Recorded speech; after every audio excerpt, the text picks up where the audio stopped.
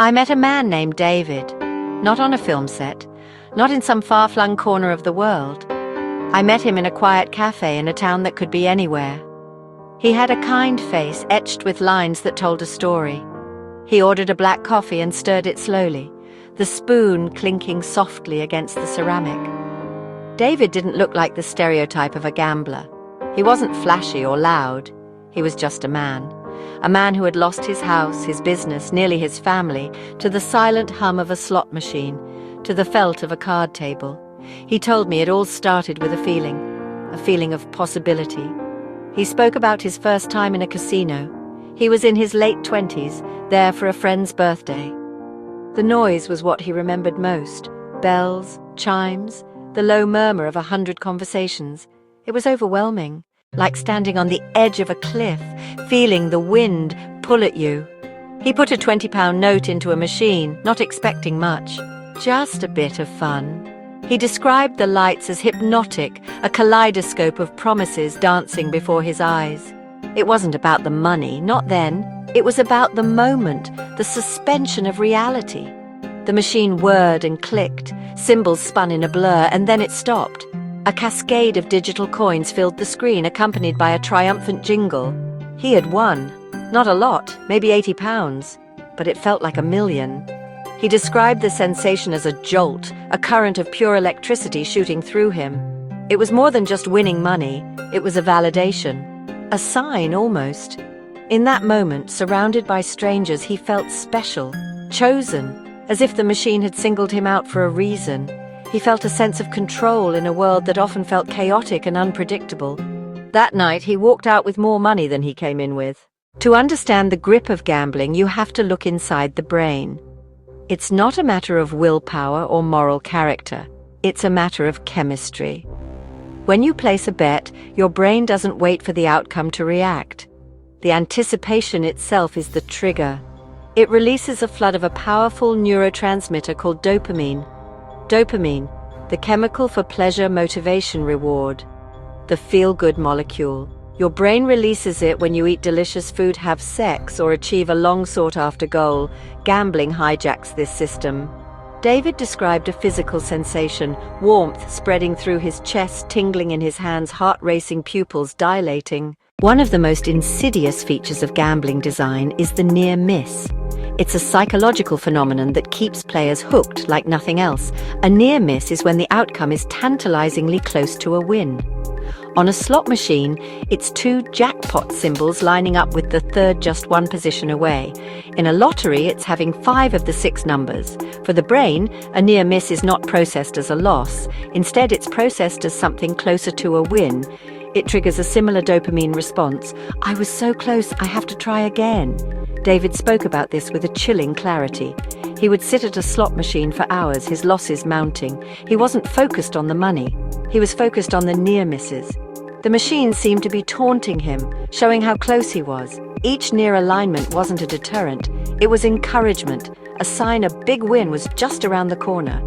This illusion keeps hope alive despite overwhelming evidence of loss. It convinces you your strategy is working and you must persevere. This ties into a cognitive distortion called the gambler's fallacy, the mistaken belief, if something happens a lot now, it's less likely to happen later. They forget each deal of the card is independent. Near miss plus gambler's fallacy creates a self-perpetuating cycle. People sit at machines for hours long after their money's gone, feeding bill after bill. As the addiction takes hold, a wall of secrecy begins to form. Gambling, for many, is a solitary activity. It moves from a social pastime to a private compulsion. David began to hide his betting. He'd lie about where he was going, where the money was going. He had separate bank accounts. He'd take detours on his way home from work to stop at the betting shop. This secrecy is born from shame. The addict knows on some level that their behavior is destructive.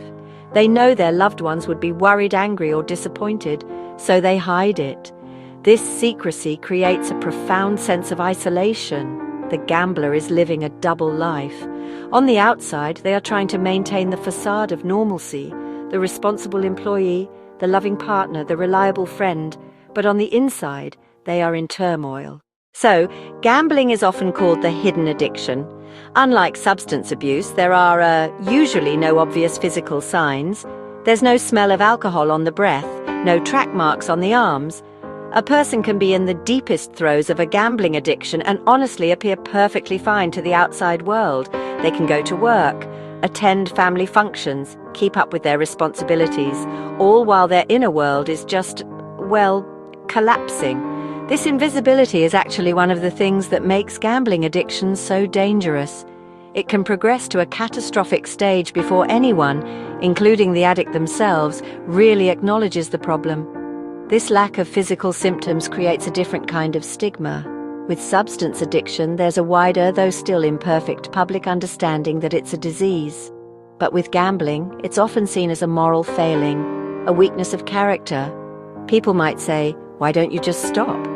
This question, however well-intentioned, really shows a fundamental misunderstanding of the compulsive nature of the addiction. It puts the blame squarely on the individual, reinforcing the shame and making it even harder to admit there's a problem that's honestly beyond simple willpower to solve. The consequences, while not physical, are absolutely devastating. The most obvious is financial ruin, life savings. To understand the difficulty of quitting, I spoke with Dr. Henrietta Bowden-Jones, a psychiatrist who founded the National Problem Gambling Clinic in the UK. She was clear and direct. "You're asking someone to walk away from the most powerful and immediate coping mechanism they have," she explained. "Gambling for them isn't just a habit, it's their solution to anxiety, it's their solution to boredom, it's their solution to loneliness, it's their solution to stress. It has become their primary way of regulating their own emotions. Taking that away leaves a huge void, and that void is terrifying." Dr. Bowden-Jones emphasized the role of intermittent reinforcement. This is a concept from behavioral psychology. If you reward a behavior every single time, the subject will stop when the reward stops. But if you reward it unpredictably, the behavior becomes much more persistent. Sometimes it pays out, sometimes it doesn't. The subject will keep trying over and over because they never know when the next reward is coming. Slot machines are, honestly, the perfect engine for intermittent reinforcement. This principle makes the gambling habit incredibly resistant to extinction. It's literally hardwired into our learning systems. The other major hurdle, she continued, is what we call the chase. The stories of those who have been there are, honestly, more powerful than any statistic. I found a forum online, just a small corner of the internet where people shared their struggles anonymously. The words were raw, unvarnished. One person, a woman in her 40s, wrote, "I used to think of myself as a good person, a good mum. Now I look at my kids and all I feel is guilt. I've stolen from their future. I cashed in a savings bond my own mother left for them. I told myself I'd win it back and more. That was 2 years ago. I hate the person I've become." Another post came from a young man. It started with sports betting. "I knew my football, I thought I had an edge. And for a while I did. It felt good, being right. But then you have a bad week. So you double your stake to win it back. Then you lose that. Before you know it, you're betting on sports you've never even watched. At 3 a.m.? For David, the end of the line came not with a big win, but with a quiet moment of devastation. His wife found a hidden credit card statement. The numbers on the page told a story he could no longer hide. The confrontation was not loud or angry. It was worse. It was quiet, filled with a profound sadness and disappointment that felt heavier than any shouting match. In that moment, the house of cards collapsed. The secret was out. The shame was no longer a private burden, but a shared reality. He had finally hit a bottom he could not gamble his way out of. Recovery is not a single event. It is a process. It is a long, arduous road. The first step is admitting powerlessness. For David, this meant joining a support group, sitting in a room with strangers. My name is David, and I'm a compulsive gambler. That admission was the hardest and the most liberating thing he'd ever done. For the first time, he wasn't alone.